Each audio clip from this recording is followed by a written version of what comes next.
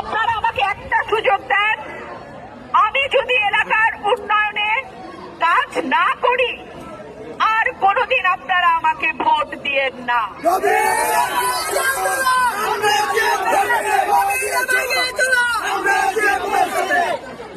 আপনাদের যেই ভালোবাসার ঋণ, আপনাদের যেই সহযোগিতা, এটাই আমাকে আজকে এত দূর নিয়ে আসছে।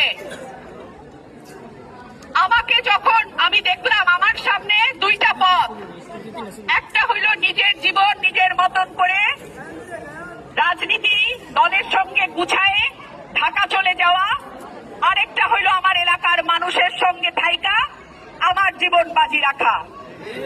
আমি ঠিক করলাম না আমি দলের সাথে আমার নিরাপদ জীবনে যাব না, আমি আমার এলাকার মানুষের সঙ্গে থাইকা দেখব আমি তাদের জন্য কিছু করতে পারি কিনা।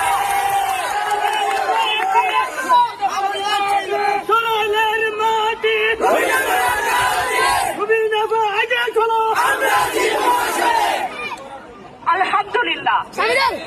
আপনাদের আরেকটা কথা বলি, আজকে তো মা বোনরা আছেন এখানে, আমাদের বাঁশবেড়ের গ্যাস সারা ঢাকা, চট্টগ্রাম, খুলনা, রাজশাহী, বরিশাল সব জায়গায় যায়, আমরা বাঁশবেড়ের বাড়িতে আছে না।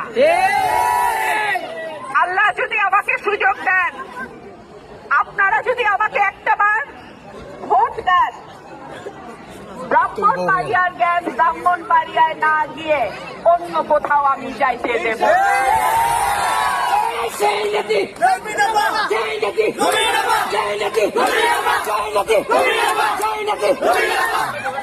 আজকে আমার ভাই বোন মা ভাবি সবাই উপস্থিত, আপনাদের সামনে একটা খবর নেই, আমার কানে এসছে সরাইলের কিছু কিছু কেন্দ্রে ভোট কারচুপির পরিকল্পনা নেওয়া হচ্ছে, ভোট আগের রাতে করে ফেলার পরিকল্পনা হচ্ছে, কেন্দ্র বন্ধ করে সিলানোর পরিকল্পনা হচ্ছে। আমার প্রত্যেকটা ভাই এই দুই উপজেলা এবং বিজয়নগরের দুই ইউনিয়নে আমার যেই ভাইরা আছেন, আপনাদেরকে বলবো আমার নিজের কোনো আপন ভাই বোন নাই, আপনারা আমার আত্মীয়, আপনারা আমার ভাই, আমার কিছু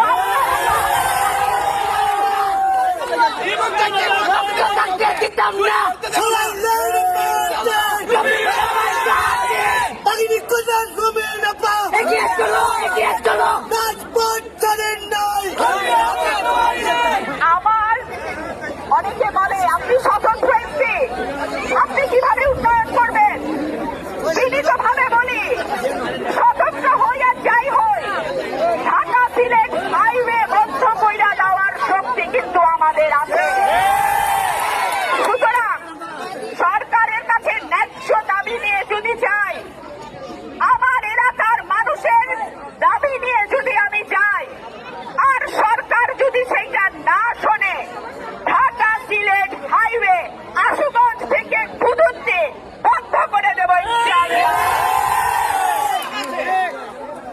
আমার প্রিয় ভাই এবং বোন, মা, চাচি যারা এসছেন আজকে, আমি আপনাদের সকলের দোয়া চাই।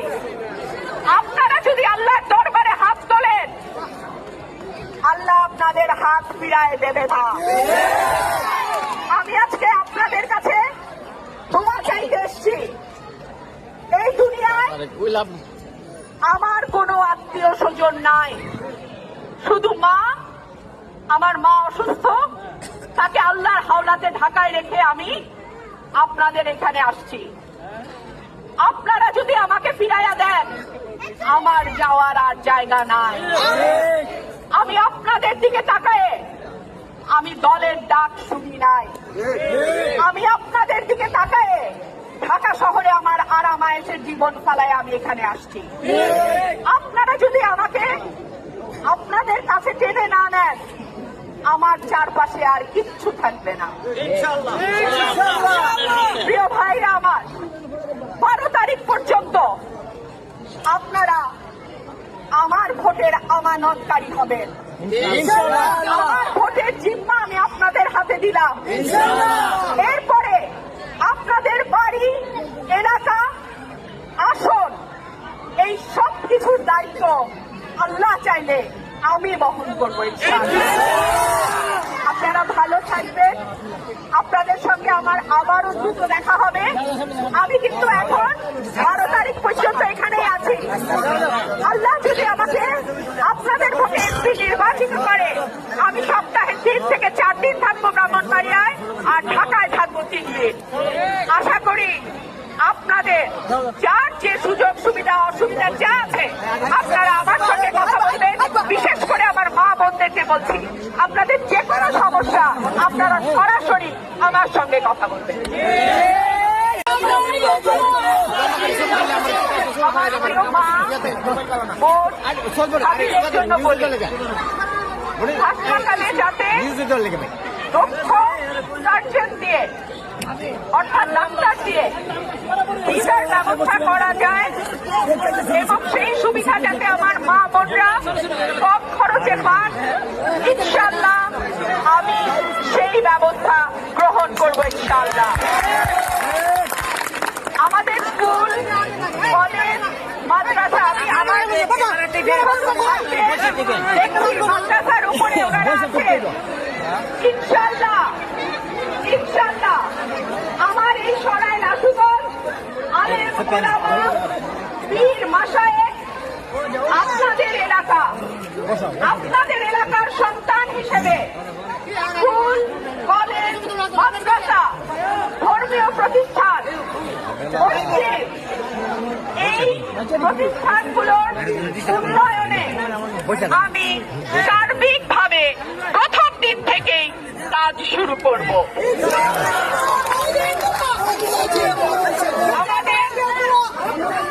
আমাদের রাস্তাঘাটের যে দুর্দশা, আমাদের রাস্তাঘাটের যেই দুর্দশা, আল্লাহ মাফ করেন, বাংলাদেশে আর কোন উপজেলায় আমি এরকম দেখি নাই।